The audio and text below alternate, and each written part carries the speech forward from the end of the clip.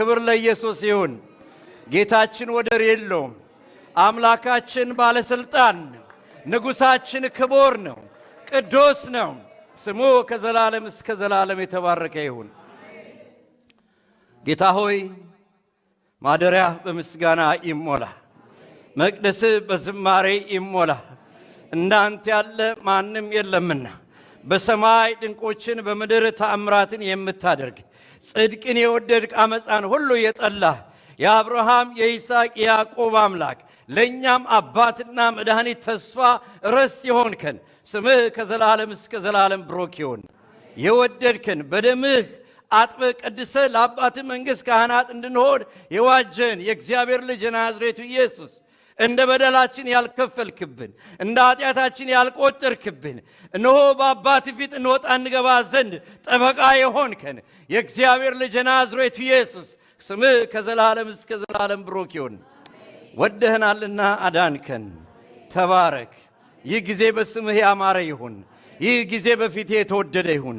እግዚአብሔር ሆይ በጌታ በኢየሱስ ክርስቶስ ስም አጠገቤ ሆነ እንድታበረታኝ እለምንሃለሁ። ለምናገረው አቅም ለሚሰሙት የውስጥ ጆሮ እንድትከፍት እለምንሃለሁ። እግዚአብሔር ሆይ አስበን። እናመሰግንሃለን በጌታችን በኢየሱስ ክርስቶስ ስም። ክብር ለእግዚአብሔር ይሁን። እንቀመጣለን።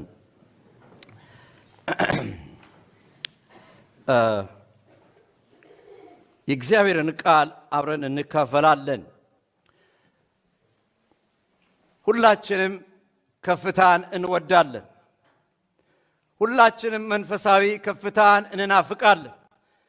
መንፈሳዊ ከፍታን የማይወድ የማይፈልግ የማይናፍቅ የለም። የከፍታም ዘመን ይሆንልናል ብለን ብዙ እንናለን። ይሆናል በእርግጥ። ነገር ግን ከፍታ ከየት ነው የሚጀምረው? እንዴት ነው መንፈሳዊ ከፍታ የሚመጣው? መዝራት በሌለበት ማጨድ የለም። ለማጨድ መዝራት ያስፈልጋል። ለማግኘት መስጠት ያስፈልጋል። ለመቀበል መበተን ያስፈልጋል። ለመሰብሰብ መበተን ያስፈልጋል። ዛፍ ፍሬው የት ነው ያለው? እላይ ነው ያለው አይደለም? ያድግና እላይ ፍሬ ያፈራል። ፍሬዎቹ እነዛ ጣፋጭ ፍሬዎች የሚለቀሙት ከላይ ነው። ፍሬዎቹ ግን የመጡት ከየት ነው? ከሰማይ መጥተው ነው የተንጠለጠሉት? ከየት ነው የመጡት? ፍሬዎቹ ከታች ነው የመጡት። ከታች መጥተው ግን እላይ አሉ። እላይ ሆነው ይታያሉ። የመጡት ግን ከታች ነው። ክብር ለእግዚአብሔር ይሁን። ዮሴፍ እግዚአብሔር ያየለትን ከፍታ እስኪደርስ ድረስ ለመድረስ ህልሙ እንዳይበላሽበት የተገባለትን ወይም የተነገረው እስኪሆን ድረስ እጅግ ታላቅ ዋጋ ከፍሏል። በጉድጓድ ተጥሏል። ለባርነት ተሽጧል። ራቁቱን ተባሯል፣ ተሰዷል። ሙሴ እግዚአብሔር ለሱና ለሕዝቡ ያየለትን ታላቅ ነገር ሕዝቡን ይዞን ለመግባት ያ እስኪፈጸም ድረስ ሙሴ ለሱና ለወገኑ እግዚአብሔር ከማይገኝበት ቦታ ይልቅ እግዚአብሔር ከሚገኝበት ቦታ ላይ ክብርን፣ ዝናን፣ የንጉሥ የልጅ ልጅ መባልን ትቶ እግዚአብሔር በሚገኝበት ቦታ ላይ ዋጋ እንደከፈለ እናያለን። ከፍታ የሚገኘውም የሚመጣውም ከዝቅታ። ንጉሥ ዳዊት እግዚአብሔር ያየለትን ከፍታ እንዳይደርስ በመሃል በገባበት ፈተና ወይም ውድቀት ጊዜ ከዛ ለመነሳት እጅግ በጣም የዝቅታ ሕይወት የመዋረድ ሕይወት ውስጥ እንደገባ መጽሐፍ ቅዱስ ይነግረናል። ከሁሉም ደግሞ እጅግ የሚደንቀውና የሚያስገርመው የጌታችንና የመድኃኒታችን የኢየሱስ ክርስቶስ እኔና እናንተን ከሞት ወደ ሕይወት ለማሻገር እኔና እናንተን ከጨለማ ወደሚደነቅ ብርሃን ለማውጣት እኔና እናንተን የንጉሥ ካህናት የእግዚአብሔር ሕዝብ ልዩ ወገን ተብለን በእግዚአብሔር ፊት መልካም ልጆች ቅዱሳን ተብለን እንድንጠራ ይህንን ወግ ማዕረግ ሊያሳየን ጌታችንና መድኃኒታችን ኢየሱስ ክርስቶስ እኔና እናንተን ከፍታ ላይ ያወጣ። እሱ ምን ሆነ? ያለ ልክ ምን ሆነ? ዝቅ አለ። ክብር ለሱ ይሆን። በፈቃዱ ስለዚህ ይሄንን እስቲ በአንዳንድ ነገሮች ውስጥ እናያለን። እግዚአብሔር ወደ መታደስ ሕይወት እንዲያመጣን፣ ወደ ከፍታ ሕይወት እንዲያመጣን ከፍታ የሚጀምርበትን አንዳንድ ነገሮችን አብረን እናያለን። የመልእክቴ ርዕስ ከፈለጋችሁ እግዚአብሔር ወደ ከፍታ ለማውጣት የእሱን የፊቱን ብርሃን ያብራላችሁ። አሜን ነው ወይ? እግዚአብሔር የፊቱን ብርሃን ያብራላችሁ። እግዚአብሔር ፊቱን ወደ እኔና ወደ እናንተ ያንሳ። ይህንን ጥቅስ ሁል ጊዜ በየሳምንቱ ይነገረናል። ግራብ አድርገን ነው የምንሄደው። ነገር ግን የተባለበትን ምስጢር ዛሬ አብረን እናየዋለን። ወደ ከፍታ ለመድረስ እግዚአብሔር ፊቱን በእኔና በእናንተ ላይ ያብራ። ይህ የእግዚአብሔር ብርሃን ነው ወደ ከፍታ የሚያወጣው። የውስጥ ብርሃን ሲበራ ነው ወደ ታች የምንሄደው፣ ከዛ ወደ ላይ የምንወጣው። ይህንን ቃል የምናገኘው በዘኍልቍ ምዕራፍ 6 ከቁጥር 24 ባለው ውስጥ ነው። ምን ይላል? እግዚአብሔር ሙሴን እንዲህ ብሎ ተናገረው። ለአሮንና ልጆቹን ስትባርክ እንዲህ በላቸው፣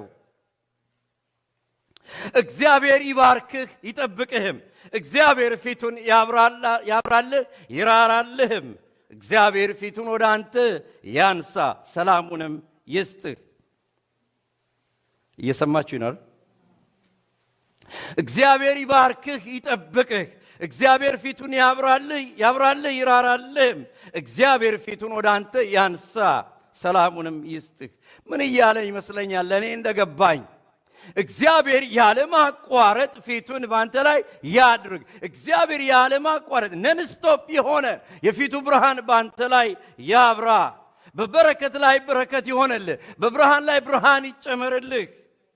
እግዚአብሔር ያለማቋረጥ ይጠብቅህ። ነንስቶፕ የሆነ ኢንተራፕትድ ያልሆነ ብሬክ የሌለው ጥበቃ በአንተ ላይ ይሆን። እግዚአብሔር ያለማቋረጥ ፊቱን ያብራል። አቤት እንዴት ደስ ይላል! እግዚአብሔር በእኔና በእናንተ ላይ ያለማቋረጥ ፊቱን ያብራልን። አሜን ነው ወይ? ኢንተራፕትድ ያልሆነ የእግዚአብሔር ብርሃን በእኔና በእናንተ ላይ ይብራ። ይህንን አይነት በረከት ባርካቸው። እግዚአብሔር ያለማቋረጥ ፊቱን በአንተ ላይ ያንሳል። ሁል ጊዜ አንተን ይመልከት፣ ሁል ጊዜ አንተን ይጎብኝ። እግዚአብሔር በዚህ ይባርከን ወገኖቼ። እግዚአብሔር ያለማቋረጥ ሰላሙን ይስጥህ። እግዚአብሔር ያለማቋረጥ ሰላሙን እንደ ወንዝ በውስጥህ ያፍስስልሃል።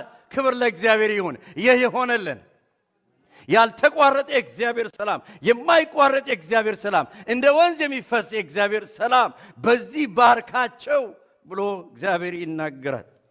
በድሮ ጊዜ የገባቸው ዘማሪዎች እንደዚህ አሉ። የማይደፈርስ ሰላም አለኝ። ማን የሰጠኝ? ኢየሱስ የሰጠኝ።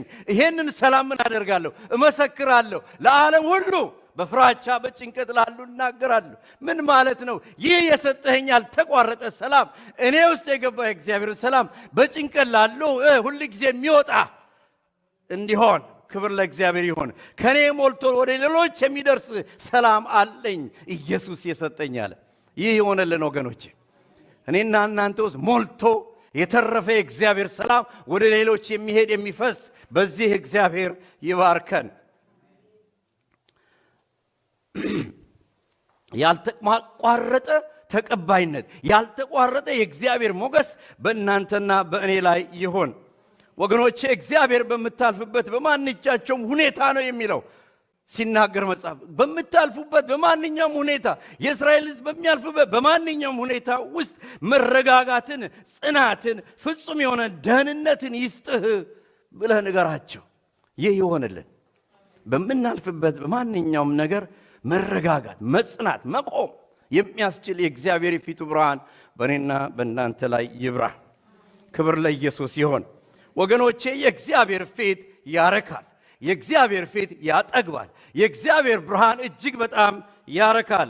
እንኳን የእግዚአብሔር ብርሃን በርቶልን ቀርቶ እንኳን የእግዚአብሔር ፊት በእኔና በእናንተ ላይ በርቶ ይቅርና የወንድሞቻችን የእህቶቻችን የሰው ፊት እንኳን ፈገግ ሲል እንዴት ነው ደስ የሚለው? ደስ አይልም? አይልም ወይ? የሰው ፊት ፈገግ ሲልላችሁ እንዴት ነው ደስ የሚለው? መጠጋጋት ይሆናል፣ መቀራረብ ይሆናል፣ ፌሎሺፑ ይቀላል፣ ሁሉ ነገሩ ቅልል ነው የሚለው። ክብር ለእግዚአብሔር ይሁን። የእግዚአብሔር ፊት በእኔና በእናንተ ላይ ሲበራስ፣ የእግዚአብሔር የፊቱ ብርሃን በእኔና በእናንተ ላይ ሲሆንስ ምን አይነት መጠጋጋት ከጌታ ጋር ይሆናል? እግዚአብሔር በዚህ ይባርከን። የእግዚአብሔር ፊት ወኔና በእናንተ ላይ ሲበራ ያስተማምናል። ኑሯችን ሁሉ አስተማማኝ ይሆናል። መውጣት መግባታችን አስተማማኝ ይሆናል። ጉልበት ያለው ይሆናል። የእግዚአብሔር ፊቱ ብርሃን ሲበራ ሙሉ ያደርጋል፣ ጽኑ ያደርጋል። በዚህ እግዚአብሔር እኔና እናንተን ይባርከን። እግዚአብሔር ፊቱን ያብራል ማለት ሁል ጊዜ በቀንም በሌሊትም ካንተ ጋር መገኘቱ የተረጋገጠ ይሆን። ሰማችሁኝ? እግዚአብሔር ፊቱን ያብራል ማለት በሌላ አባባል ሁል ጊዜ በቀንም በሌሊትም ካንተ ጋር መገኘቱ የተረጋገጠ ይሁንልህ። ክብር ለኢየሱስ ይሁን። ማለት በመገኘቱ እግዚአብሔር ይሸፍንህ፣ በመገኘቱ በፍቅሩ ይጋርድህ፣ በመገኘቱ በጸጋው ይሸፍንህ፣ በጥበቃው ይሸፍንህ፣ ሁል ጊዜ በማዳኑ ይጋርድህ። ነንስቶፕ የሆነ የእግዚአብሔር ፍቅር፣ ነንስቶፕ የሆነ የእግዚአብሔር ጥበቃ፣ ነንስቶፕ የሆነ የእግዚአብሔር ጸጋ ይሸፍንህ፣ ይደብቅህ፣ ይጋርድህ በአንተ ላይ ይሆን ይላል የእግዚአብሔር ቃል። ክብር ለእግዚአብሔር ይሆን። እግዚአብሔር ይህንን ያደርጋል። በቀን ከሚበር ከጠላት ከክፉ ግርማ በሌሊትም ከሚያስጨንቅ ከሚያስፈራራ ነገር ሁሉ የእግዚአብሔር ብርሃን በአንተ ላይ ሲሆን ትጠበቃለህ፣ አንተን አያገኝህም። ይህ የፊቱ ብርሃን በእኔና በእናንተ ላይ እግዚአብሔር በዚህ ዓመት ያብራልን። ይህ የእግዚአብሔር ብርሃን በዚህ ዓመት በሁላችን ላይ ይብራ። እግዚአብሔርም ፊቱን ወደ እኔና ወደ እናንተ ይመልስ። አሜን ነው። ክብር ለእግዚአብሔር ይሁን።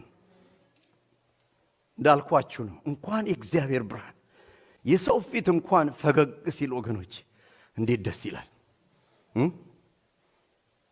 የሰው ፊት ፈገግ ሲል እኮ ነገሮች እንዴት ሲምፕል ናቸው። ፍቅር እንዴት ቀላል ነው። መቀባበል እንዴት ቀላል ነው። ወገኖቼ ከሰው ፊትም እጅግ በጣም የሚያበራ የእግዚአብሔር ፊት በእኔና በእናንተ ላይ ይብራ። ጌታ መልካም ነው። ስሙ ለዘላለም ብሩክ ይሁን። ነገር ግን አንዳንድ ጊዜ ይህ መልካም ውብ ድንቅ አቅም ሞገስ የሚሰጠው ይህ የፊቱ ብርሃን ዘወር የሚልበት ጊዜ አለ። ወይም የእግዚአብሔር የፊቱ ብርሃን ከኔና ከእናንተ ላይ እንዳበራ የሚከለክሉ ነገሮች ሊከሰቱ ይችላሉ። ለዚህ በእግዚአብሔር ቃል ጥሩ ምሳሌ ሊሆነን የሚችል ታሪክ አለ። ይህም ሁላችንም የምናውቀው የንጉሥ ዳዊት ታሪክ ነው። ንጉሥ ዳዊት በመዝሙር ምዕራፍ 51 ላይ አንድ መዝሙር ዘምሯል። ከኃጢአቴ ፊትህን ምን አርግ መልስ፣ ከፊትህ አትጣለኝ፣ ቅዱስ መንፈስህን ከኔ አትውሰድብኝ፣ እባክህን የማዳንህን ደስታ ስጠኝ፣ እባክህን የፊትህን ብርሃን አብራልኝ፣ እባክህ ፊትህ ተሰውሮብኛል፣ ብርሃንህ ተሰውሮብኛል ብሎ የዘመረው የንስሐ መዝሙር አለ። ንጉሥ ዳዊት የእግዚአብሔር ፊት ከሱ ዘወር እንዳለ፣ የፊቱ ብርሃን ከሱ ዘወር እንዳለ ባወቀ ጊዜ የዘመረው የንስሐ እንደገና የእግዚአብሔርን ፊት የመፈለግ ዝማሬ ይመስላል። መታደስን ለማግኘት እባክህን እንደገና ንጹሕ አድርገኝ፣ እባክህን ፊትህን መልስልኝ። ዳዊት የእግዚአብሔር ፊት ከሱ ዘወር እንዳለ አውቋል። ከዳዊት ላይ የእግዚአብሔር ፊት ለምን ዘወር አለ? ምክንያቱ ምንድን ነው? ይህንን በሁለተኛ ሳሙኤል ምዕራፍ 11 እና 12 ላይ የምናገኘው ታሪክ ነው። በምዕራፍ 11 ላይ ንጉሥ ዳዊት ታውቃላችሁ፣ የኬጢያዊውን የኦርዮንን ሚስት ቤርሳቤህን በመንግስት ሰው ሁሉ ወደ ጦር ሜዳ ሳለ እሱ ግን በቤተ መንግስት ሲንጎማለል አያትና ይህች ሴት የማናት ብሎ አስመጣት ይላል። አስነወራት ይላል። ካስነወራት በኋላ እዛ ላይ እንኳን አላበቃም። ባለቤቷን ማን እንደሆነ ካወቀ በኋላ ያንን ባለቤቷን አስገድሎ ይህችን ሴት ለራሱ ሊያደርግ አሰበ። ይህንን አደረገ። ኦርዮንን ምን አደረገው? አስመጣና በጦር ሜዳ አዛዦችን ጠርቶ የጦር ሜዳ ጦርነቱ ሲጀመር በመጀመሪያው ፊት ላይ አስቀምጡትና ይሙት ብሎ ደብዳቤ ሰጣቸው። ኦርዮንን ወስደው አስገደሉት። ይህንን ጥፋት፣ ይህንን በደል፣ ይህንን ኃጢአት ዳዊት ማንም ያየበት አልመሰለውም። ማን አይቶታል ግን? የእስራኤል ቅዱስ እግዚአብሔር ግን አይቶታል። ነገር ሁሉ በፊቱ የተገለጠና የተራቆተ እግዚአብሔር ግን በደንብ አይቶታል። ንጉሥ ዳዊት ይህንን ጥፋት ይህንን በደል ካደረገ በኋላ በሰላም ያለ ይመስላችኋል? I don't think so። ስለዚህ እግዚአብሔር ግን ምን አደረገ? ነቢዩ ናታንን ወደ እርሱ ላከ። ነቢዩ ናታንም ወደ እርሱ መጥቶ እጅግ ጥበብ በሞላበት ምሳሌያዊ አነጋገር ዳዊትን ተገናኘ። ታውቁታላችሁ ታሪኩን። አንድ ድሃ ሰው ነበረ። ስንት በጎች ነበሩት? አንድ በግ ነበረችው። እንደ ልጁም ነበር። አብራም ትተኛ ነበር፣ እንጀራም አብራ ትበላ ነበር። አንድ ደግሞ ሀብታም ባለጠጋ አለ። ብዙ ከብት ያለው፣ ብዙ ንብረት ያለው፣ ብዙ በጎች ላሞት ያሉት አለ። ይህ ሀብታም ግን አንድ ቀን እንግዳ ወደ ቤቱ መጣበትና ከሱ ካሉት ብዙ ላሞችና በጎች ይልቅ ሳሳና የዚህን የድሃውን ምን አደረገ? ወሰደ። ከዛም አርዶ ለእንግዳው አበላው ብሎ ሲናገረው ዳዊት በጣም ተቆጣ ይላል። አይገርም? በጣም ተቆጣ። ነብዩን አስቁሞ ኖ ይሄን ያደረገ ሰው ምን አይነት ሰው አለ? ይሄ የሞት ልጅ ነው አለ። ከባድ ንግግር ነው የተናገረው። ይሄ የሞት ልጅ ነው፣ እንደውም 4 እጥፍ መመለስ አለበት አለ። አይ ነብዩ የተረጋጋ ነብይ ነው። ንጉሥ ዳዊት የሚገርም ያ ሰው እኮ ማን አለ? አንተ ነህ አለ። ያ ሰው አንተ ነህ ሲለው ዳዊት የሰር ነው ያለው። የስ እኔ ነኝ ነው ያለው። ክብር ለእግዚአብሔር ይሁን። የዚህ አይነት ልብ እግዚአብሔር ይስጠን። ዳዊት ስለሱ የሚናገር አልመሰለውም። ስለሱ እግዚአብሔር በነብዩ አልፎ የሚናገር አልመሰለውም። ነገር ግን ነብዩ አንተ ነህ ባለው ጊዜ የስ አለ። ዛሬም ብዙ ጊዜ እግዚአብሔር እንዴት ነው ሲናገር ለከሌ ነው የምንለው ነገር አለ አይደለ? ግን እግዚአብሔር ለከሌ ብሎ አይደለም፣ ለአንተ ነው ለኔ ነው። አሜን። ክብር ለእግዚአብሔር ይሁን። የዳዊት ነገር ሁሉ በእግዚአብሔር ፊት የተገለጠ እንደሆነ ዛሬም የኔም የእናንተም ነገር ሁሉ ግልጥ ነው። አሜን ትላላችሁ? አሜን ነው ወይ? የኔ ጉዳይ አንድ ሳትቀር ግልጥ ናት። የሁላችሁም ጉዳይ በእግዚአብሔር ዘንድ ግልጽ ነው ወገኖቼ። አንድ የተከደነ፣ አንድ የተሸፈነ፣ አንድ የሚጋርደው ነገር የለም። ምክንያቱም እግዚአብሔር ብርሃን ነው፣ በሱ ዘንድ ጨለማ የለም። እግዚአብሔርን እጅግ አድርገን እናመሰግናለን።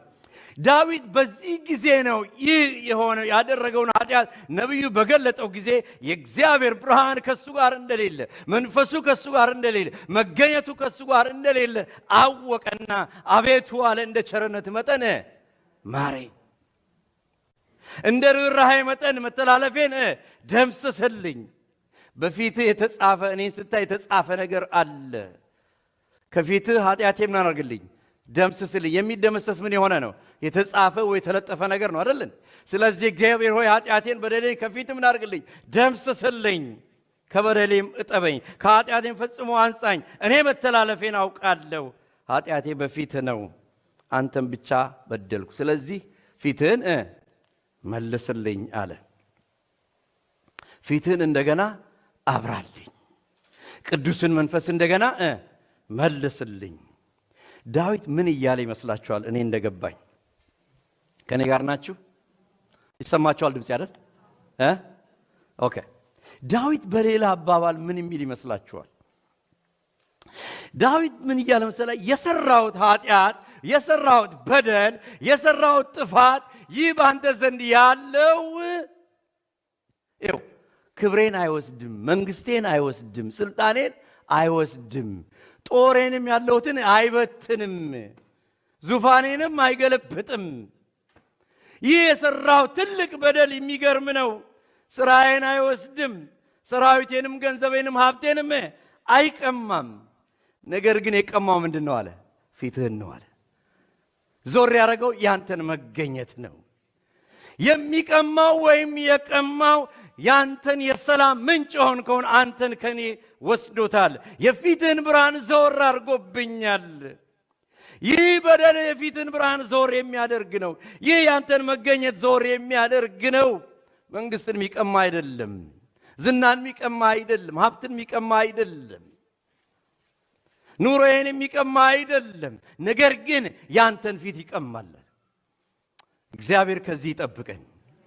ወገኖቼ ማገልገልም ካለብን መኖርም ካለብን የእግዚአብሔርን ፊት ከኔና ከሚወስድ ነገር እንጠንቀቅ። ሁሉ ቀርቶ ዳዊት ይሄ ነው የገባው። ፊትህን ዞር የሚያደርግ ነው፣ መንፈስህን ዞር የሚወስድ ነው።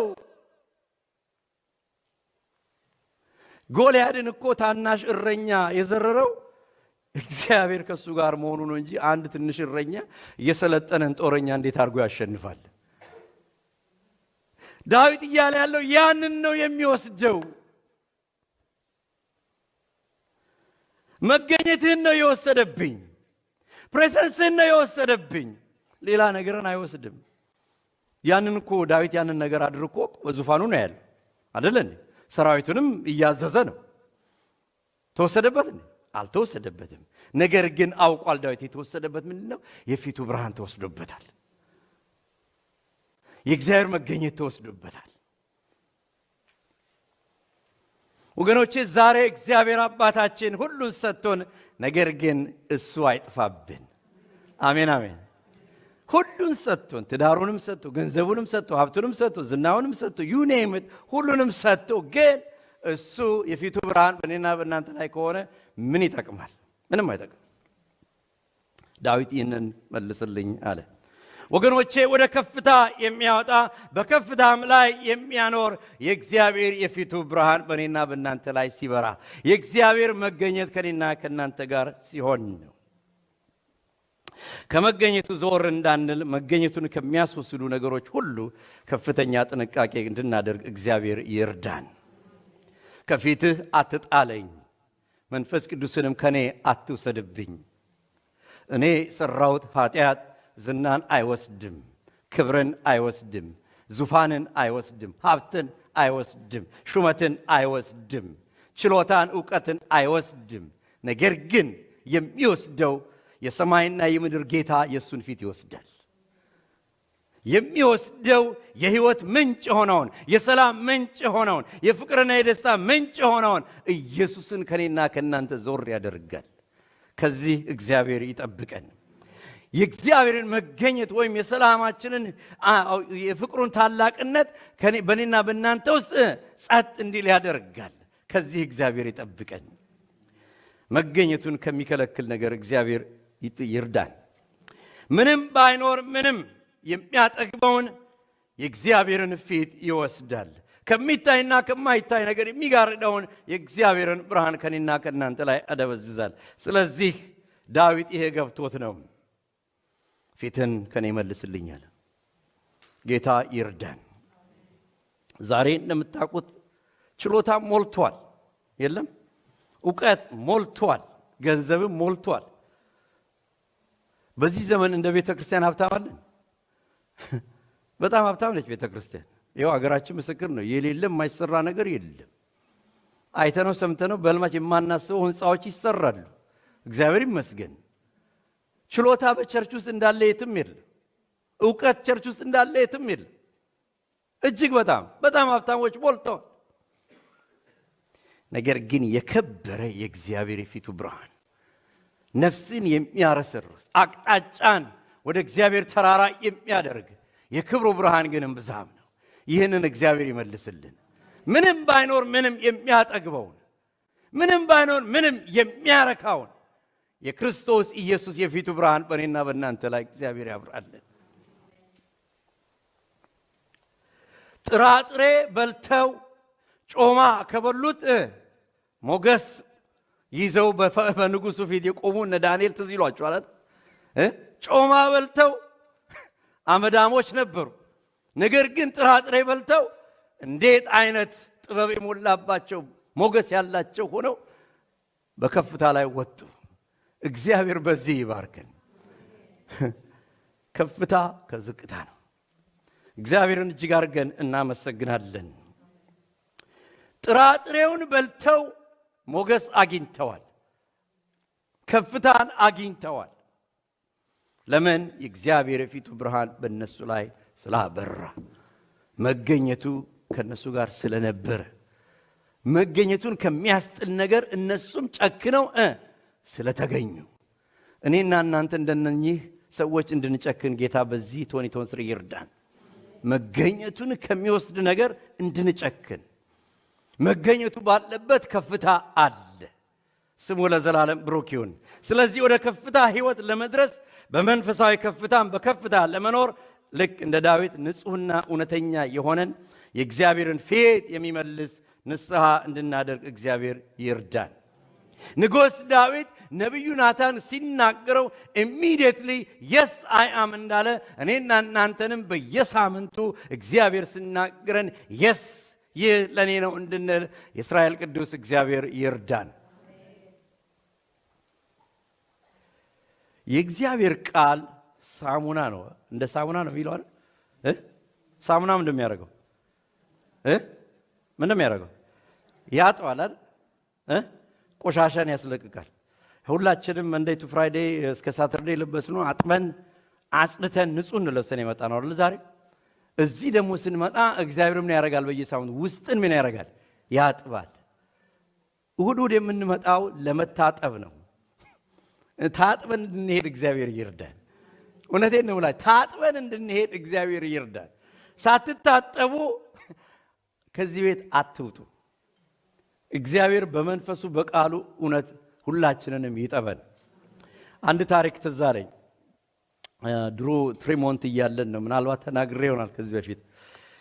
አንድ ሰው ነበረ፣ ያው ስሙን ብጠራው እዚያ የቆዩ ሰዎች ያውቁታል እና ሁላችንም የምናውቀው ነው።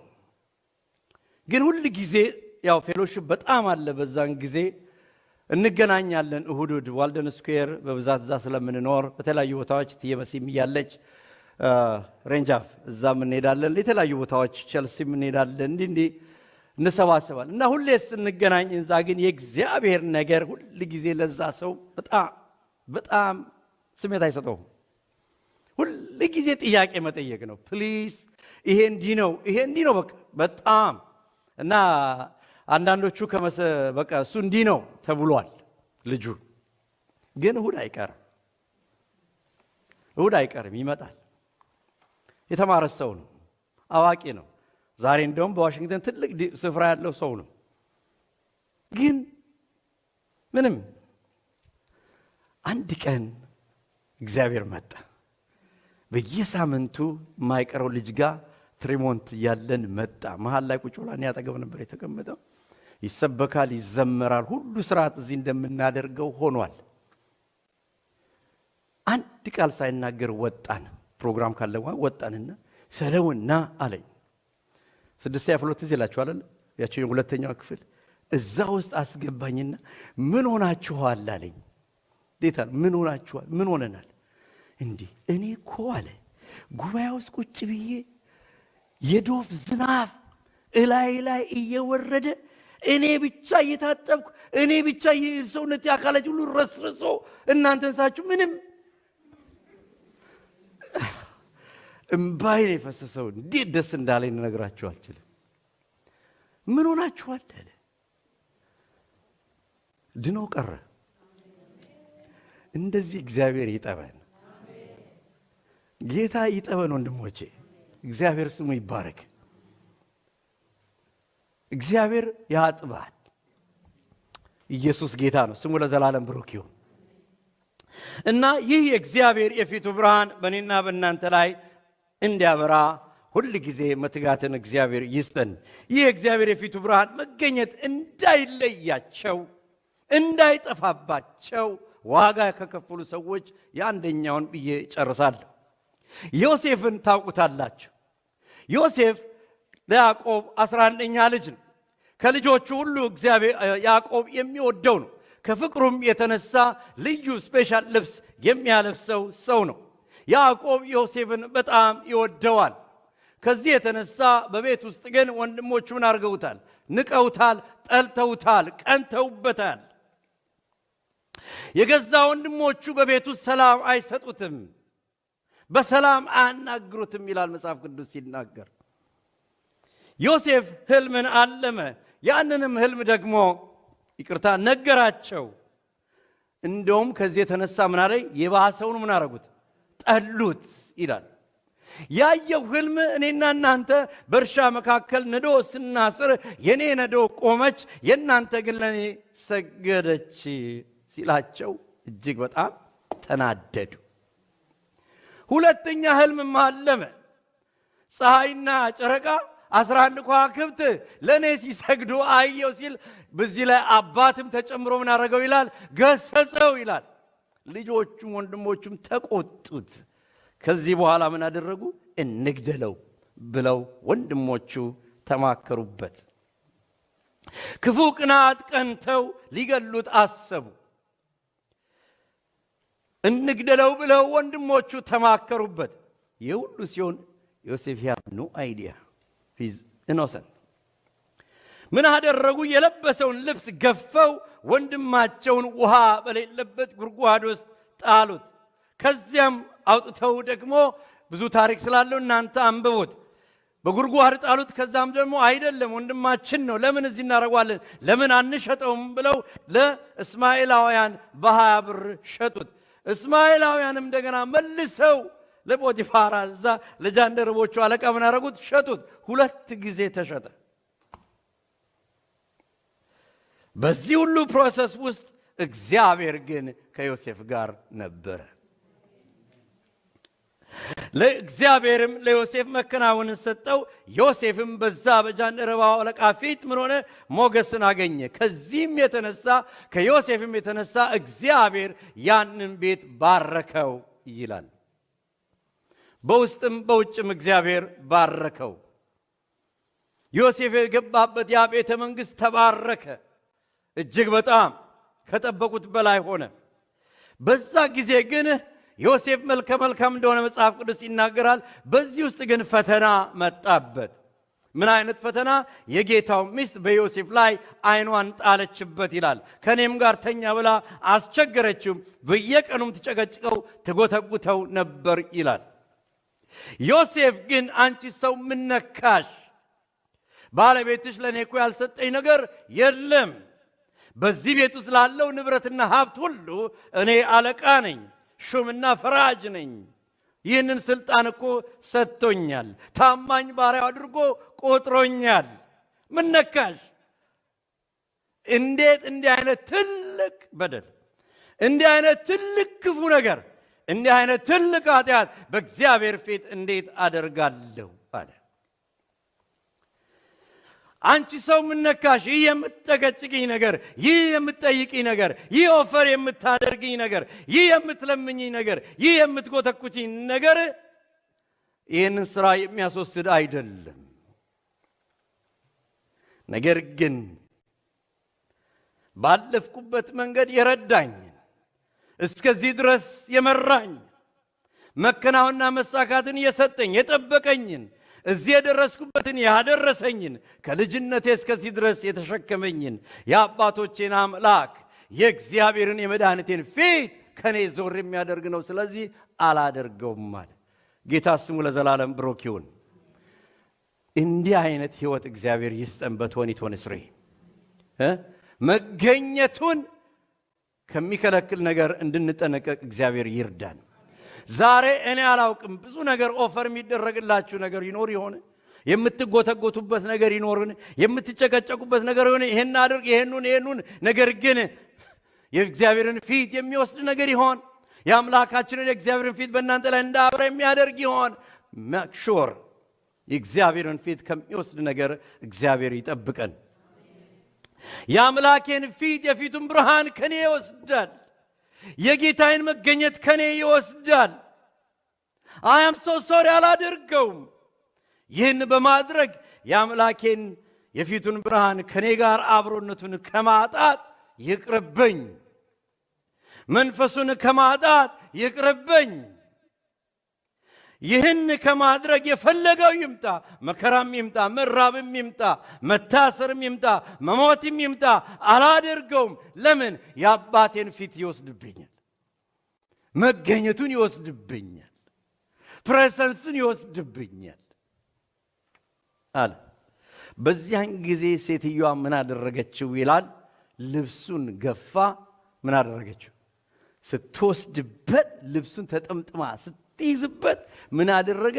ልብሱን ጥሎላት ራቁትን ወጣ፣ ሸሸ ይላል።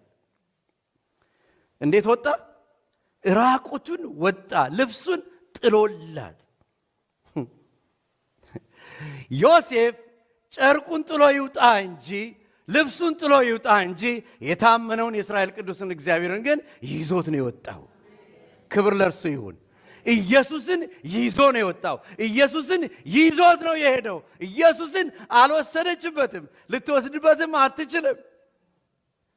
ላጣው አልፈልግም፣ ልብሱን ውሰጂ፣ ራቁቴን እሄዳለሁ አለ። ኢየሱስን እግዚአብሔርን የታመነውን መንፈሱን ይዞ ወጣ። ኦፈር የሚደረግልን ነገር ወገኖች ራቁትን ሊያስወጣን ይችላል። ነገር ግን እግዚአብሔርን እንዳይወስድብን እንጠንቀቅ። ክብር ለሱ ይሁን። ለዚህ ነው ሐዋርያ ጳውሎስ ሲናገር በሁለተኛ ጢሞቴዎስ ምዕራፍ 3 ላይ በእርግጥም በእውነት እግዚአብሔርን በክርስቶስ ኢየሱስ እግዚአብሔርን እየመሰሉ ሊኖሩ የሚወዱ ሁሉ ስለ ስሙ ምን ይሆናል? ይሰደዳል ያለው ለዚህ ነው አስረግጦ የተናገረው። ይናቃሉ፣ ይጠላሉ፣ ራቁታቸውን ይሰደዳሉ። ነገር ግን ኢየሱስ ከነሱ ጋር አለ። ወገኖቼ በ2023 የልቤን ሐሳብ ልንገራችሁ። በሕይወት ዘመናችን ሁሉ የእግዚአብሔርን የጌታን ፊት ከሚወስድብን ነገር እንድንጠነቀቅ ኢንካሬጅ አረጋችኋል። ፊቱን አይወሰድብን፣ መንፈሱ አይወሰድብን። ከሚገጥመን ነገር ሁሉ ልክ እንደ ዮሴፍ ኖ የቀረው ይቅር ቀርቶብኝ የጌታዬ መገኘት እንዳይወሰድብን ብለን እንድንጸና እግዚአብሔር ይርዳን። ያ መንፈሳዊ ከፍታ ይባላል። አሜን ነው ወይ? ያ መንፈሳዊ ከፍታ ይባላል። ያ እጅግ የላቀ መንፈሳዊ ከፍታ ይባላል። ያ እጅግ የላቀ መንፈሳዊ ልዕልና ይባላል። እግዚአብሔር ይህንን ያብራልን። ዮሴፍ ምንም ምስክር አያስፈልገውም ወህኒ ቤት ለመጣል። ለምን? እጅ ከፍንጅ ነው የተያዘው። ራቁቱን ምንም ምስክር አያስፈልግም። ነገር ግን ያከበረውን የወደደውን የመራውን ኢየሱስን ይዞ ገባ። እግዚአብሔር አብሮት ገባ። ኢየሱስ አብሮት ገባ። መንፈስ ቅዱስ አብሮ ገባ። እግዚአብሔርም ይላል በእስር ቤት ውስጥ ምን አረገው? ምሕረትን አበዛለት፣ ቸርነትን አበዛለት፣ ዕውቀትን አበዛለት፣ ችሎታን አበዛለት። እንደውም ያከበሩትን የሚያከብር ጌታ በዛ በገባበት አዲስ እስር ቤት ምን አደረገው? ሞገስን ሰጠው። ክብር ለሱ ይሁን። ተቆጣጣሪ አለቃ አደረገው። ራቁቱን የገባ ሰው ምንድን ነው? ዛውን ጌታ ነው፣ ከብሯል። ስሙ ለዘላለም ብሩክ ይሁን። እዛ ራቁቱን የተጣለው ሰው ኢየሱስን ይዞ ስለገባ፣ መንፈስ ቅዱስን ይዞ ገባ፣ እግዚአብሔርን ይዞ ስለገባ ሌላ ዕውቀት ተጨመረለት። ህልም ፈቺ የባሰውን ሆኖ ቁጭ አለ። ተመልሶም በነገስታት ፊት የሚቆም ሰው ሆነ። እንደገና የሀገሪቷ ጠቅላይ ሚኒስትር ደረጃ የሚደርስ ሰው ሆነ። ቤተሰቡን የሚሰበስብ ሆነ። አገርን የሚመግብ ሰው ሆነ። ክብር ለእግዚአብሔር ይሁን። መንፈሳዊ ከፍታ ይሄ ነው። እግዚአብሔር በዚህ ይባርከን። መንፈሳዊ ከፍታ መጀመሪያው ዝቅታ ነው። ከታች ነው ፍሬዎች የሚመጡት። እግዚአብሔር በዚህ ይባርከን። ዮሴፍ እግዚአብሔር ያየውን ከፍታ ነው ያየው የኖረው። ስለዚህ ወገኖቼ ስጀምር እንዳልኳችሁ ዮሴፍ እግዚአብሔር ያየለትን ከፍታ እስከሚጨርስ ድረስ በወህኒ ገባ፣ ታሰረ፣ ራቁቱን ሄደ። ነገር ግን በሄደበት ቦታ ሁሉ ኢየሱስን ይዞ ሄደ። ኢየሱስን ይዘን እንድንሄድ ጌታ ይርዳን።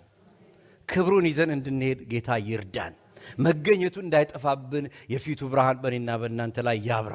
የፊቱን ብርሃን ከኔና ከናንተ ከሚወስድ ነገር በዚህ 2023 እንድንጠነቀቅ ጌታ ይርዳን።